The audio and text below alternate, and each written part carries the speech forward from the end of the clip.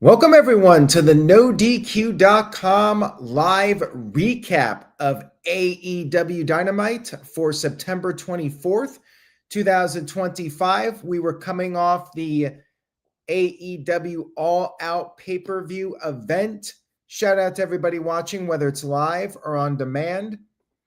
Thank you for your viewership and support. A lot to discuss coming off of All Out.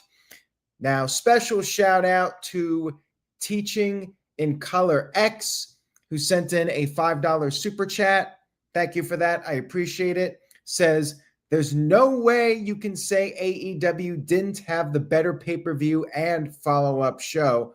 I hope they can continue the momentum. I did go out and say that I think that All Out was a better pay-per-view than the WWE WrestlePalooza.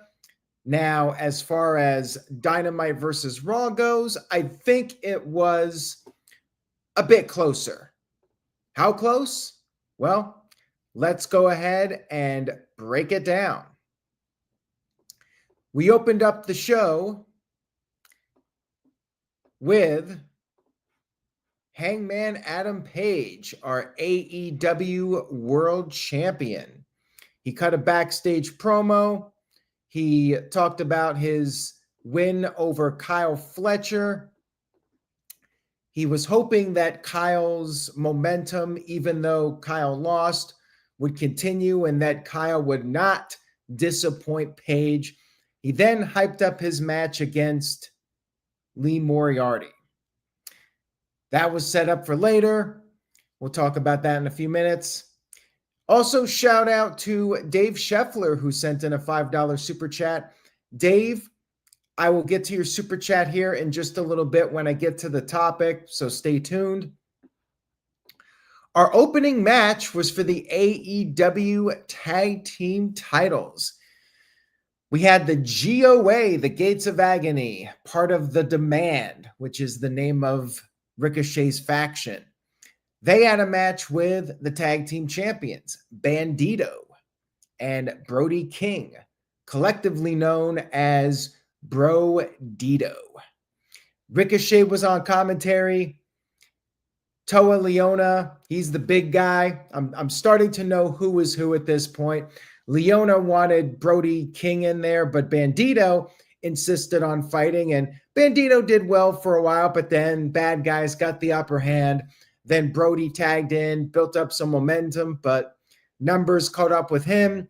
And then after the commercial break, Bandito got back in the mix. Now, Toa Leona slammed Brody onto the timekeeper's table outside of the ring. Ricochet attempted to use a chair. He got caught by the referee. He was ejected. GOA gave Brody, or actually he gave, let me try that again. GOA gave Bandito a double choke slam. Brody came in and broke up the pin. And then Bandito hit his finisher, the 21 gun slam, whatever it's called, suplex. I think it's like a German suplex into a pin. And he got the win over Khan. Solid match here. Not really surprised that the Gates of Agony lost this one, but I didn't think that Bro-Dito were losing the titles here. Would have been nice to see GOA keep their momentum going if you're really hell-bent on pushing these guys. You know, they just beat the Hurt Syndicate only to lose to Bro-Dito. So I guess it's back to the drawing board for Ricochet and their group, the Demand, or whatever they're being called at this point. All right, next up, we had a backstage promo from Mark Briscoe and his team, the Conglomeration. They had a mystery partner, and Mark Briscoe said that he would not say who the person is, no matter how much they try to squeeze information out of him. And then he said a bunch of other words like orange, appealed. He put on shades. So you kind of knew where this was going. We'll get to that shortly. We also had a backstage promo from Kris Statlander, the new women's champion. She said she's pretty beat up, but she was a fighting champion and she was ready for Mina Shirakawa. That was actually the main event of Dynamite. The women got the main event spot this week. I'm fine with that. I'm happy with that. Kris Statlander's your new champion. You put her in there in a main event match. I think that's the right call. And it did set up something else, which we will get to.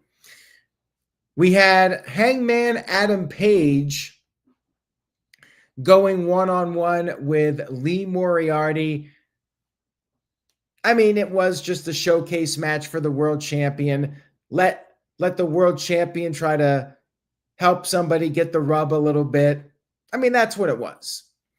It was like Cody Rhodes versus, I'm trying to think of a really low-tier guy who's a good wrestler. Not Carmelo Hayes, but maybe somebody a little bit lower than him. Maybe like somebody from Pretty Deadly, like Elton Prince. If you had Cody Rhodes versus Elton Prince for the WWE title, this would have been the closest thing to an equivalent. And it was all right. You know, Page won. No surprise.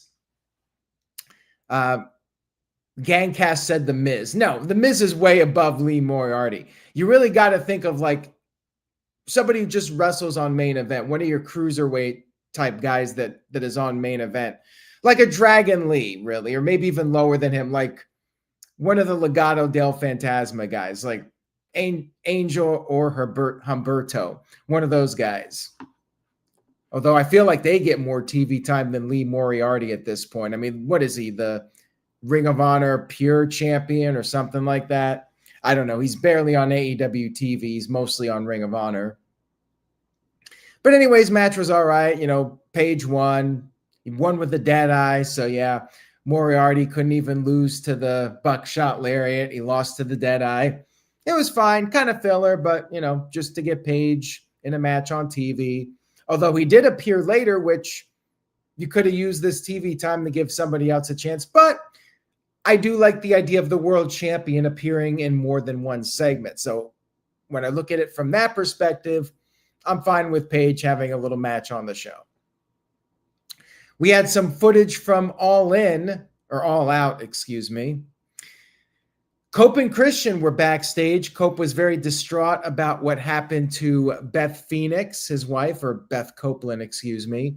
He said he can't keep doing this to his family. He said he had to go home. He said he doesn't know when he's coming back or if he's coming back. And Christian said Christian doesn't have any family anymore. And he told Cope to go take care of his family. But then Cope said that Christian does have family. And Cope extended his hand to Christian. I'm guessing we're going to see Cope back in a little bit. He'll take some time off to sell the attack on his wife. But I feel like we will get payback at some point. Cope and Christian versus FTR one more time. And speaking of FTR, they came to the ring for a promo.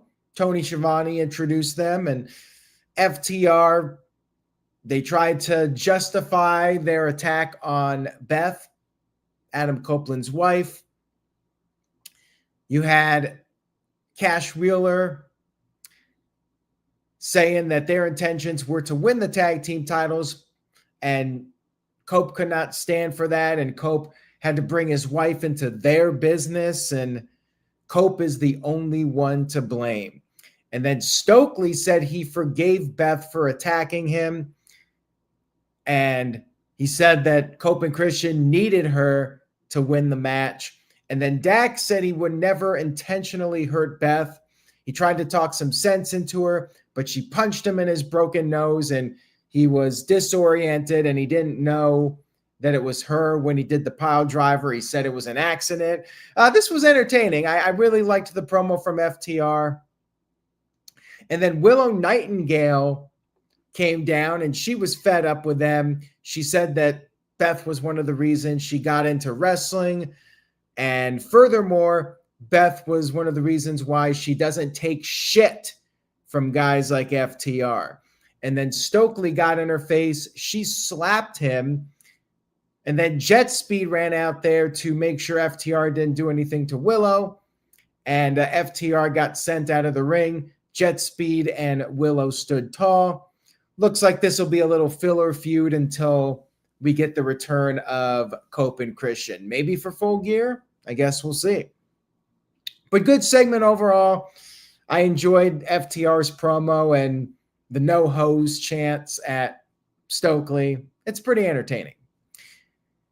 We had another all-out, post-all-out promo from MJF. MJF was not on Dynamite, but he did cut this promo that they aired from the end of the show at All Out. He lost to Mark Briscoe. He was very upset. He said he was the biggest star in wrestling just a few years ago, but then Adam Cole broke his heart. He lost his world title. He lost everything. And when he returned, something was missing. He said he made some mistakes. He said he cannot come back now until he no longer sees a fraud in the mirror. He said he won't come back until he's the most dangerous man he's ever been. And when he does return, he said he will be taking his spot back at the top. I thought this was a fantastic promo from MJF. Crossing my fingers, this is a babyface turn. I know he has that contract, but he does have to cash it in with a week advance notice, at least. I say you just bring him back as a babyface, have him announce his cash in, which he has to, say he's going to cash it in at Full Gear in New Jersey, near his hometown, near New York.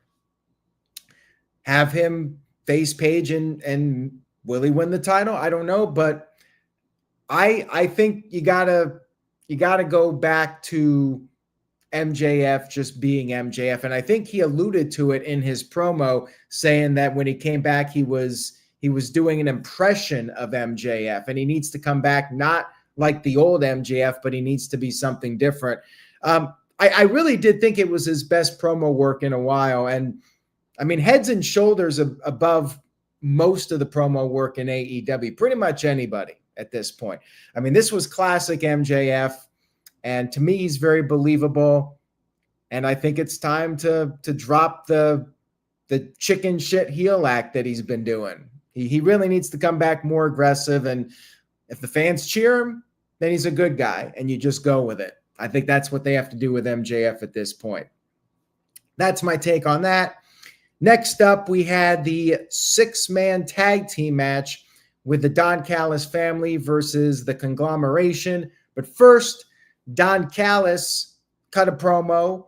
He showed off his artwork, and then he brought out his new masterpiece, but the masterpiece was destroyed by the returning Orange Cassidy. He's back. Big surprise there. I mean, they basically gave it away. I do like the little reveal of Orange Cassidy destroying Don Callis's painting. And we had the 6-man match. We had Okada, Takeshita, and Hechicero against Mark Briscoe, Orange Cassidy, and Hologram. Orange Cassidy was doing some of his old routine. He did the one punch in the corner. He did the kicks to Takeshita and Okada. It was a little weird seeing Okada and Takeshita selling for Orange Cassidy with his hands in his pockets, but, you know, it is what it is. Orange Cassidy doing his classic routine and, pretty standard 6-man trios match, whatever you want to call it. And then after the commercial break, things started to break down, and Okada and Takeshita were working well together, but then they were sent out of the ring. Orange hit the orange punch to Hechicero, and then Hologram got the 1-2-3 victory. And afterwards, the proto-star Kyle Fletcher came out, coming off of his loss in the main event at All Out. He said he's still a future world champion, and for the time being, he sees an opportunity to get back on track. He mentioned that Hologram is 34-0, And I did not know that Hologram was undefeated, nor do I really care. But I guess Hologram is 34-0. And Fletcher wants to be the person to end the streak. So we issued a challenge. Next week, TNT title versus the undefeated streak of Hologram. And then Fletcher said after he wins, Hologram will have to say his full name. It's an interesting catchphrase. It's like Walter White with the say my name, but he's telling people you'll say my full name. Very odd, but he's trying to go with that as his catchphrase now. And I suspect next week the streak will be over and Kyle Fletcher will be victorious over a very game Hologram. Now, they've been showing these video clips of this new character who's like a clone of Hologram or something like that. So it's possible this guy could show up next week and cost Hologram the match. I mean, that would not shock me if that happens. We also had a video package for Jurassic Express, and they will officially be back on Dynamite next week for the 6-year anniversary show. They've been building this one up as a big deal.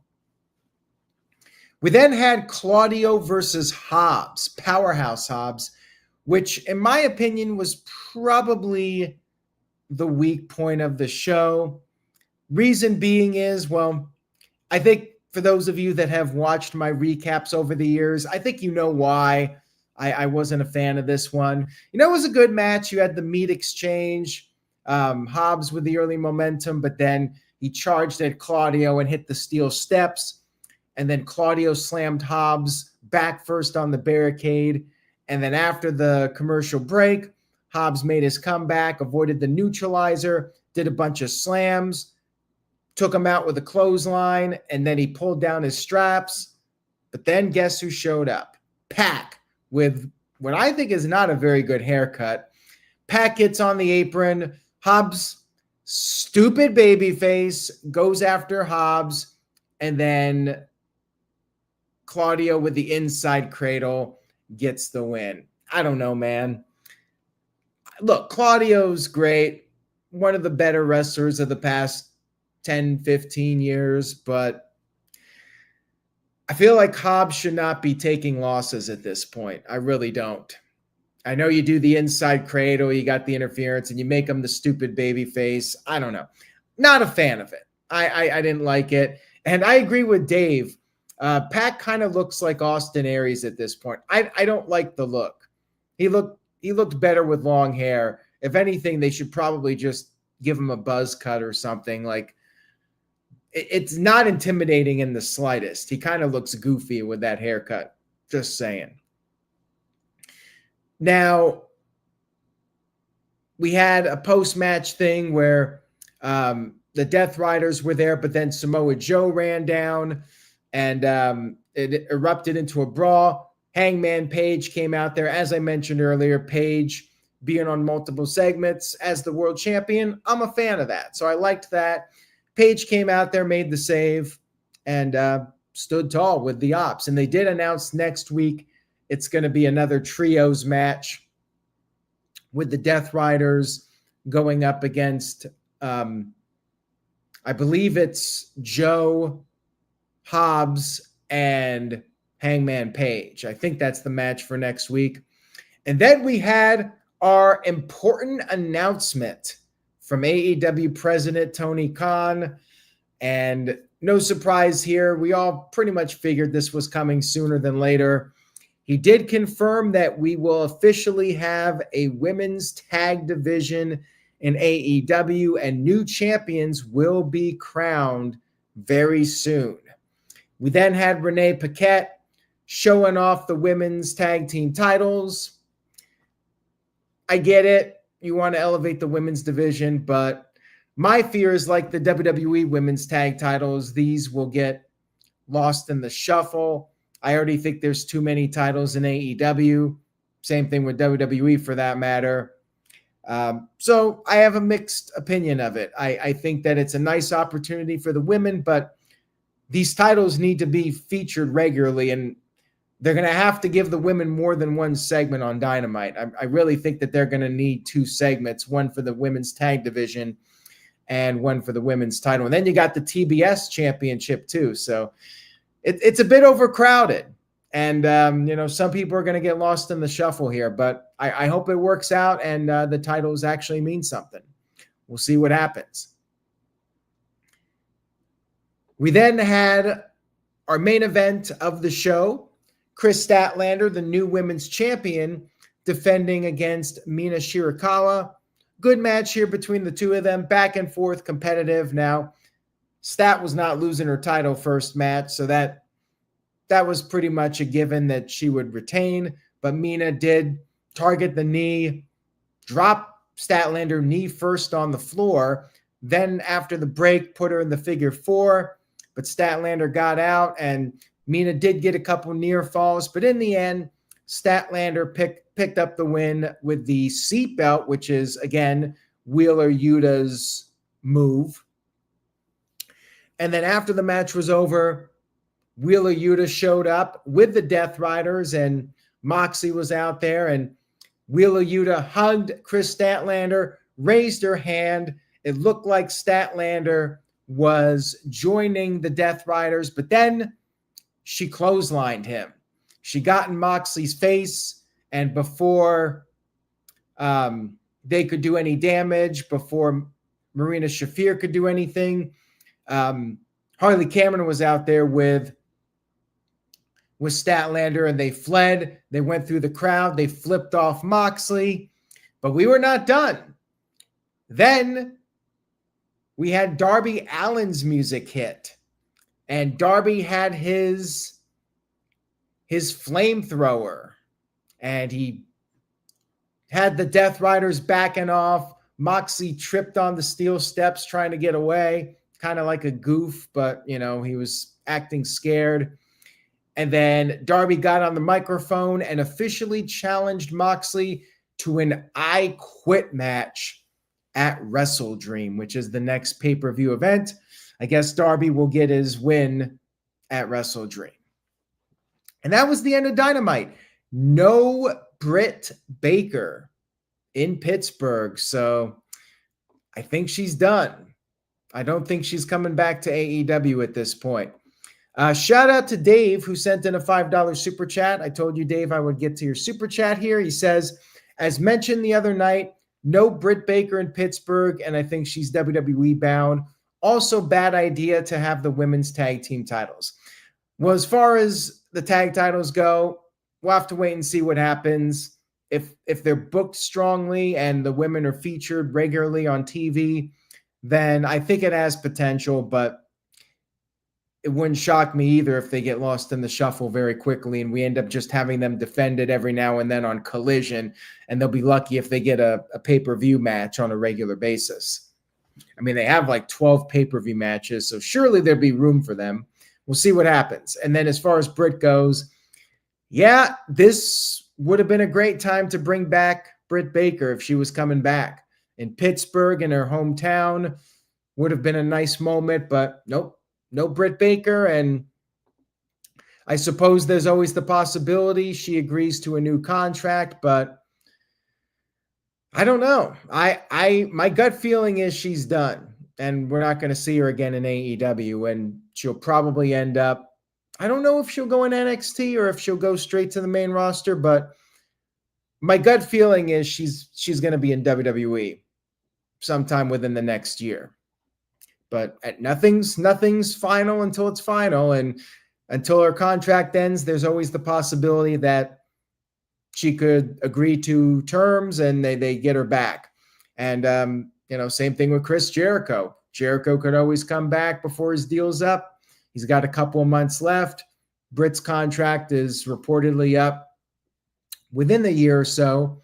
So we'll have to see if they show up in WWE or if they come back to AEW. But the fact that they're not back, to me, is very telling. Now, as far as the show goes, I thought it was pretty good. I thought it was a pretty good Dynamite. A few things I didn't like, such as the Hobbs thing and some of the matches, the usual issues where right from the get-go who's winning. Paige is not losing to Lee Moriarty, and Statlander's not losing to Mina, but you want to establish Statlander's champion. So I was fine with that. Women got the main event, so I did like that. I'm going to go with a 7 out of 10. I do think it was a more eventful Dynamite than usual. We got Moxley versus Darby set up for the pay-per-view. They set up matches for the 6-year anniversary. I do think it was a productive edition of Dynamite and had some good moments, even though it wasn't in front of the crowd. It was pre-taped. I really liked the MJF segment, and I liked the Cope and Christian segment. That also was not there in the arena, but I did enjoy that as well. And Orange Cassidy came back. So yeah, 7 out of 10, pretty good show this week. So yes, I put it above Raw. That's 2 shows in a row. I put All Out ahead of WrestlePalooza, and I put Dynamite ahead of Raw. How about that?